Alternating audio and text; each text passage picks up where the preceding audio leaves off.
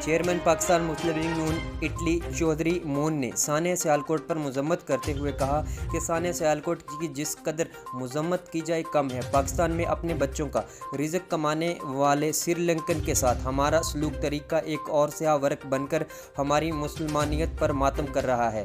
اگر یہی واقعہ یورپ میں کوئی گورا ہمارے ساتھ کرتا یا ہمارا وہ طبقہ جو مڈل ایسٹ میں محنت مزدوری کر رہا ہے ان کے ساتھ کوئی عربی ایسا سلوک کرتا تو ہماری کیا فیلنگ ہوتی۔ پہلے ہی اسی خدشے کی وجہ سے بیرونی انویسٹر پاکستان میں سرمایہ کاری کے لیے نہیں آتے۔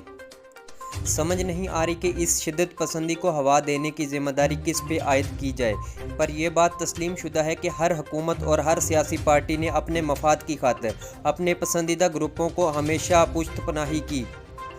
بھرے بازار میں ہزاروں کا ہجوم اور پولیس کی موجودگی میں ایسا سانحہ رونما ہو جانا پاکستان کی سالمیت اور ہمارے اداروں کے لیے خطرے کی گھنٹی ہے۔